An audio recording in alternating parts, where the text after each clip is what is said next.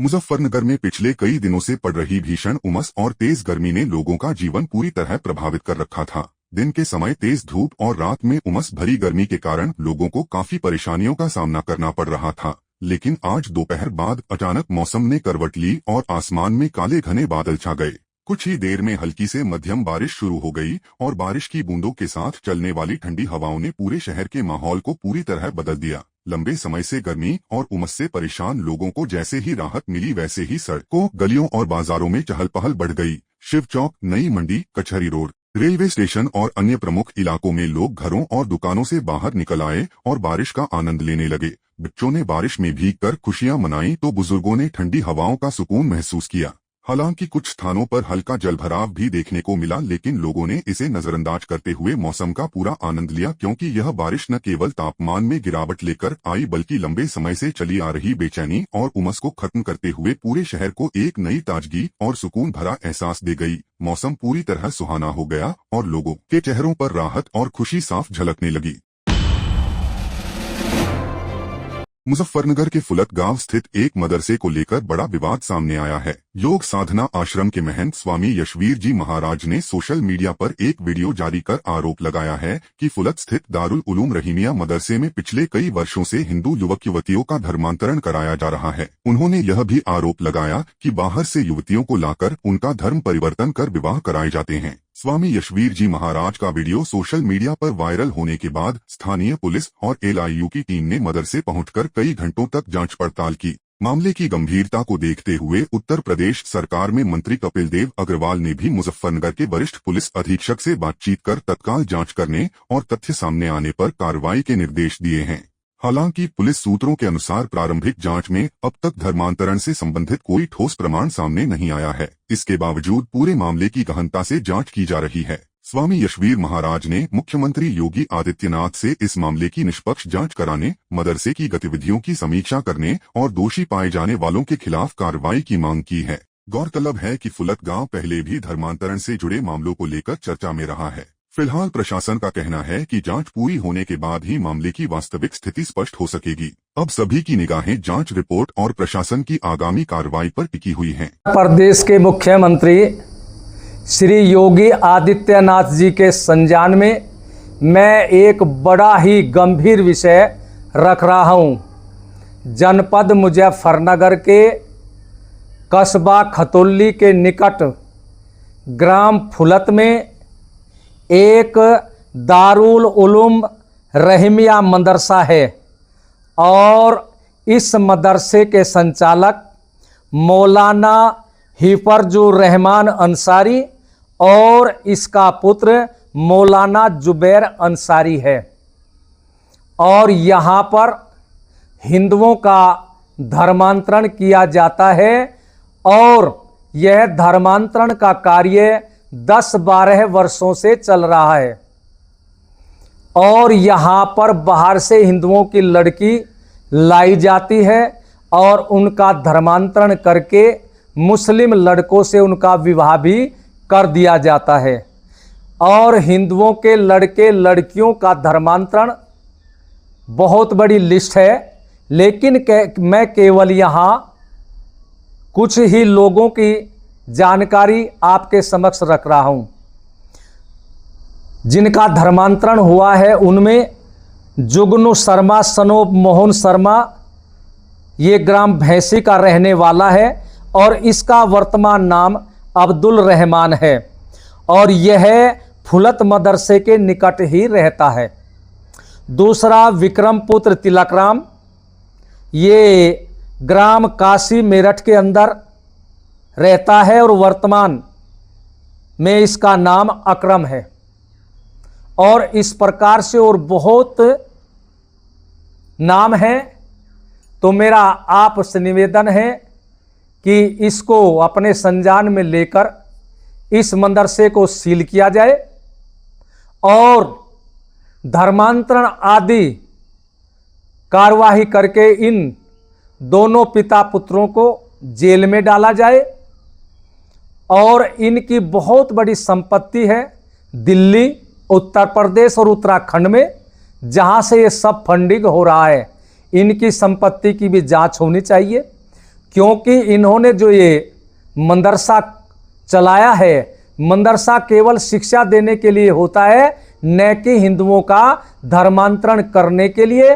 और यहाँ पर हिंदुओं का धर्मांतरण हो रहा है। ये कई जिलों में, बल्कि पश्चिमी उत्तर प्रदेश में चर्चा का विषय बना हुआ है।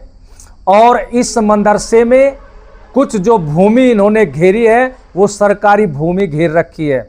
और वहीं पर एक कुआं भी है, जो कुआं भी बंद कर दिया गया है, जिस कुएं को हिंदुओं की महिलाएं पूजा के समय कुआं पूजन के लिए जाती थी, आज उनके यहाँ वो भी समस्या हो गई है। इसलिए मेरा आपसे निवेदन है कि इस मदरसे ने जो भी जमीन सरकारी घेरी है वो सरकारी जमीन भी इनके कब्जे से मुक्त कराई जाए और इन पर शिकंजा कसा जाए। और यदि इनके ऊपर कार्रवाई नहीं होती तो हम शीघ्र ही हिंदू समाज को लेकर के इस मदरसे को घेर करके बैठेंगे, धरना प्रदर्शन होगा। और धरना प्रदर्शन रात दिन तब तक चलता रहेगा जब तक इन धर्मांतरण कराने वाले जेहादियों के ऊपर कोई भी कानूनी कार्रवाई नहीं होती।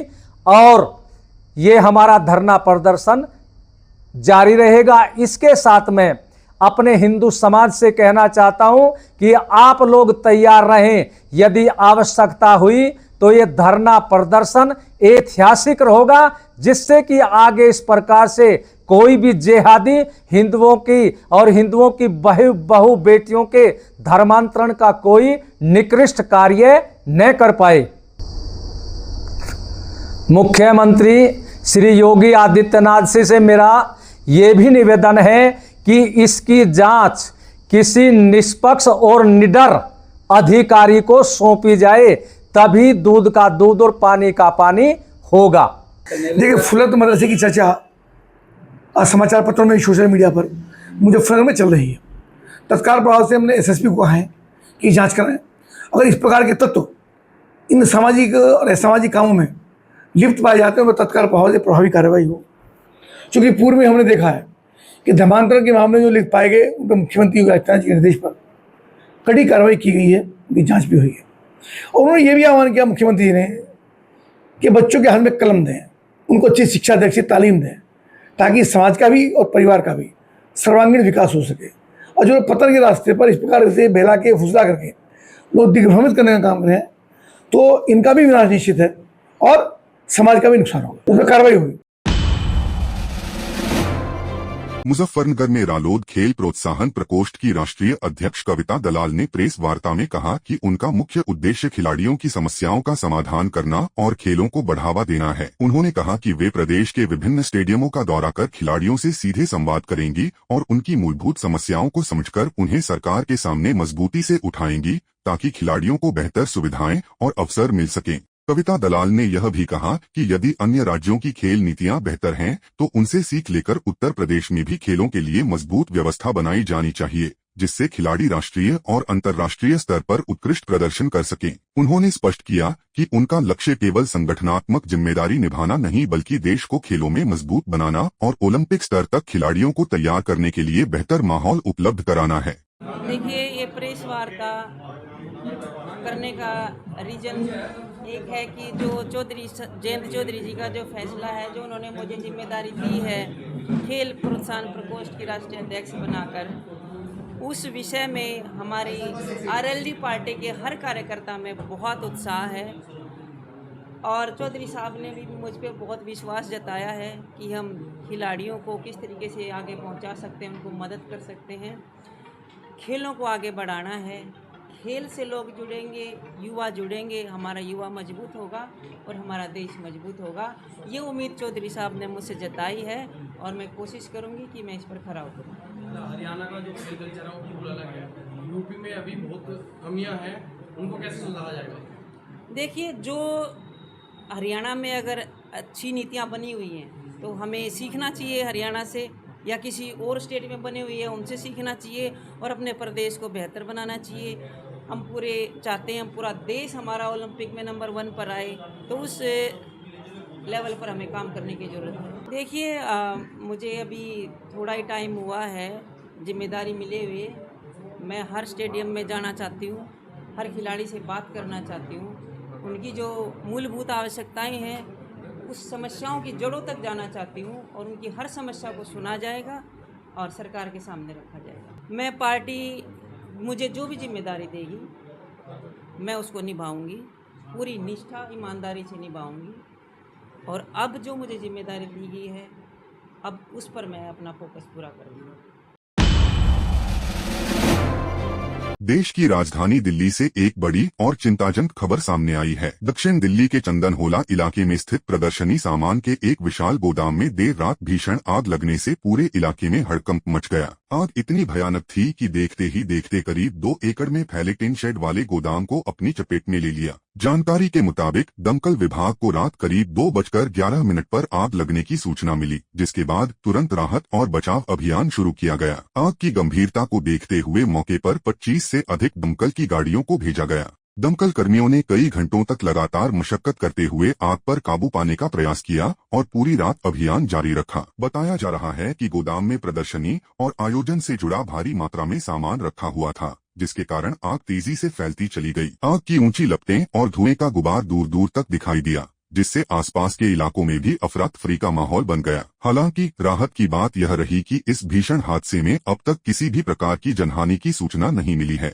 दमकल विभाग, पुलिस और प्रशासन की टीमें लगातार मौके पर मौजूद रहीं और स्थिति को नियंत्रित करने में जुटी रहीं। फिलहाल आग लगने के कारणों की जांच की जा रही है। प्रारंभिक तौर पर शॉर्ट सर्किट समेत कई संभावित कारणों पर जांच एजेंसियां काम कर रही हैं। प्रशासन का कहना है कि जांच पूरी होने के बाद ही आग लगने की वास्तविक वजह स्पष्ट हो सकेगी। यह घटना एक बार फिर बड़े गोदामों और औद्योगिक परिसरों में अग्नि सुरक्षा मानकों को लेकर गंभीर सवाल खड़े कर रही है। गार्ड साहब ने बताया था कि शॉर्ट सर्किट हुआ था, उसकी वजह से आग लगी और फिर हम हैंड टू हैंड हमने फायर ब्रिगेड को फ़ोन कर दिया, तो टाइम से गाड़ी आ गई तो फिर आग कंट्रोल में आ गई। इनिशियली जो कॉल मिली थी ये तकरीबन रात के 2:30 बजे की है और हमें कॉल मिली थी कि फैक्ट्री में फायर है। हम लोग जब यहाँ आए तो हमने देखा यहाँ पूरा वेयर हाउस वगैरह है, पूरा स्टोरेज वगैरह है, टेंट हाउस का गोडाउन है और बराबर में यहाँ इलेक्ट्रिक स्कूटीज़ वगैरह हैं वो पार्कड है वहाँ पे, और फर्नीचर का इसके बराबर में बिल्कुल वो भी गोडाउन है। तकरीबन एरिया 5000 गज के आसपास का इसका एरिया है और आग जो है काफ़ी ही इंटेंसिटी बहुत ज़्यादा थी और कोल की कैटेगरी को देखते ही इंक्रीज़ कर दिया गया था, अपग्रेड कर दिया था। पहले इसकी कैटेगरी को मिक्स किया था, फिर हमारे डीओ साहब ने इसकी कैटेगरी को फर्दर अपग्रेड किया। टोटल 30 के आसपास फायर टेंडर आए हैं और ये मीडियम कैटेगरी की फायर थी। नहीं, कोई कैजुअल्टी नहीं है और खैर इसका रूट जो है, क्या कॉज है फायर का, वो तो अभी मतलब हम लोग उसमें इन्वेस्टिगेशन का विषय अलग है, वो वहाँ इन्वेस्टिगेशन के बाद फॉरेंसिक वाले जो हैं वो बताएंगे। तकरीबन हमें 8 घंटे लग गए हैं और अभी बस फर्दर कूलिंग का ऑपरेशन जो था वो ख़त्म हुआ है, अभी जाके फायर एक्सटिंग्विश हुई है। गुजरात के जूनागढ़ जिले के मांगरोल क्षेत्र में भारी बारिश ने भारी तबाही मचा दी है। एक ही दिन में करीब 22 इंच बारिश होने से कई इलाके जलमग्न हो गए हैं। देलवाड़ा क्षेत्र के वार्ड नंबर 6 में घरों में पानी घुसने से लोगों का जनजीवन बुरी तरह प्रभावित हुआ है। स्थानीय लोगों का आरोप है कि घटना के बाद भी प्रशासन मौके पर नहीं पहुंचा। बंदरगाह की ओर पानी की निकासी बाधित होने से हालात और खराब हो गए हैं। कई स्थानों पर लोगों को घरों से बाहर निकलने के लिए नाव का सहारा लेना पड़ा है। फिलहाल कई घरों में अब भी पानी भरा हुआ है और लोग राहत का इंतजार कर रहे हैं। अभी उधर बारिश हुआ इसलिए मैं बोलता हूँ कि उधर खाने का पीने का कुछ नहीं है और आदमी लोग बहुत निराश है, इसलिए मैं बोलता हूँ उधर पानी बहुत ज्यादा हो गया है। घर में 2-3 फुट हो गया है, अभी उधर 5-6 फुट है। हम लोग होड़ी चलाते हैं और सबका रेस्क्यू करता है और सबको मदद करता हूँ। आपकी मांगे है उधर से जल्द मांगरो बंदर से सागर सोसाइटी से पानी खत्म करना होगा, क्योंकि सरकार को मैं बोलता हूँ उधर आदमी लोग बहुत टेंशन में है, इसलिए खाने का पीने का कुछ नहीं है और सब राशन पासन सब बिना हो गया है।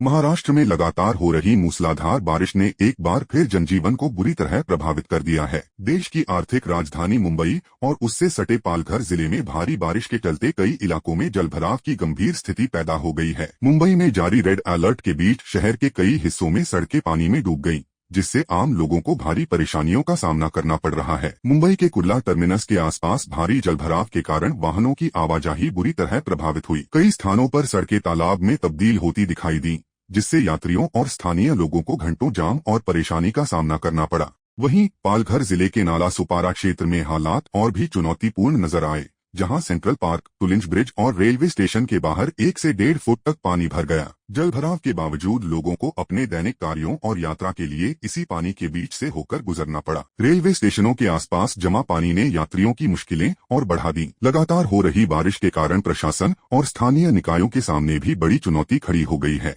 स्थिति से निपटने के लिए वसी विरार महानगर पालिका ने कई संवेदनशील इलाकों में पंप मशीनें लगाकर जल निकासी का कार्य तेज कर दिया है। हालांकि कुछ स्थानों पर पंप मशीनों के बंद होने की शिकायतें भी सामने आई हैं, जिससे स्थानीय लोगों में नाराजगी देखी जा रही है। प्रशासन का कहना है कि जलभराव वाले क्षेत्रों की लगातार निगरानी की जा रही है और स्थिति को सामान्य बनाने के लिए हर संभव प्रयास किए जा रहे हैं। मौसम विभाग ने आने वाले घंटों में भी भारी बारिश की संभावना जताई है, जिसके चलते प्रशासन ने लोगों से सतर्क रहने और आवश्यक होने पर ही घरों से बाहर निकलने की अपील की है। फीफा वर्ल्ड कप 2026 में मोरक्को ने एक बार फिर दुनिया को अपनी ताकत का एहसास करा दिया है। राउंड ऑफ 16 के मुकाबले में मोरक्को ने सहमेजबान कनाडा को एक तरफा मुकाबले में 3-0 से हराकर क्वार्टर फाइनल में शानदार अंदाज में प्रवेश कर लिया है। इस जीत के साथ मोरक्को ने यह साबित कर दिया है कि वह इस विश्व कप के सबसे खतरनाक और मजबूत दावेदारों में से एक है। मुकाबले की शुरुआत से ही मोरक्को की टीम पूरी तरह आक्रामक नजर आई। टीम ने शानदार तालमेल, बेहतरीन पासिंग और मजबूत डिफेंस के दम पर कनाडा को दबाव में बनाए रखा। मैच के स्टार खिलाड़ी रहे अजयदीन ओनाही, जिन्होंने शानदार प्रदर्शन करते हुए 2 महत्वपूर्ण गोल दागे और मोरक्को को मजबूत बढ़त दिला दी। ओनाही के शानदार खेल ने कनाडा की टीम को वापसी का कोई मौका नहीं दिया। वहीं मुकाबले के अंतिम क्षणों में स्टॉपेज टाइम के दौरान सोफियाने रहीमी ने तीसरा गोल कर जीत पर पूरी तरह से मुहर लगा दी। इस गोल के बाद मोरक्को के खिलाड़ियों और प्रशंसकों में जश्न का माहौल देखने को मिला। हालांकि इस जीत के पीछे मोरक्को के गोलकीपर यासीन बोनो की भूमिका भी बेहद अहम रही। बोनो ने पूरे मैच में कई शानदार बचाव किए और कनाडा के हर हमले को नाकाम कर दिया। उनकी शानदार गोलकीपिंग के चलते कनाडा की टीम एक भी गोल करने में सफल नहीं हो सकी। सहमेजबान होने के बावजूद कनाडा की टीम अपने घरेलू समर्थकों की उम्मीदों पर खरी नहीं उतर सकी और उसे टूर्नामेंट से बाहर होना पड़ा। दूसरी ओर मोरक्को की इस ऐतिहासिक जीत ने उसके प्रशंसकों में नया उत्साह भर दिया है। अब सभी की निगाहें क्वार्टर फाइनल मुकाबले पर टिकी हुई हैं, जहां मोरक्को अपनी जीत की इस शानदार लय को बरकरार रखते हुए इतिहास रचने की कोशिश करेगा। देखना दिलचस्प होगा कि क्या मोरक्को इस विश्व कप में अपनी स्वर्णिम यात्रा को और आगे बढ़ा पाता है या नहीं। देखिए, मॉनसून सत्र शुरू होने जा रहा है। देश के सामने बहुत सारे अहम मुद्दे हैं जिन पे चर्चा होनी ज़रूरी है। बहुत सारे महत्वपूर्ण बिल्स भी है। उसके ऊपर चर्चा ऑल पार्टी मीटिंग में और बिजनेस एडवाइजरी काउंसिल में होगी और एजेंडा तय होगा। पर कुछ पार्टियों का ये इतिहास रहा है कि उन्होंने पार्लियामेंट को हुड़दंग का और ड्रामा और धरने का अखाड़ा बना दिया है, ना कि डेलिब्रेशन का। कॉन्फ्रंटेशन का अखाड़ा बना दिया है, ना कि कंसेंसस और कॉन्वर्जेशन का। और वो हमेशा परिवार के हित को राष्ट्रीय हित के ऊपर रखते हैं, जिससे कि वो पार्लियामेंट को बंधक बनाने की एक प्रक्रिया कोशिश करते हैं। उम्मीद है कि मॉनसून सेशन में कम से कम वो ये नहीं करेंगे।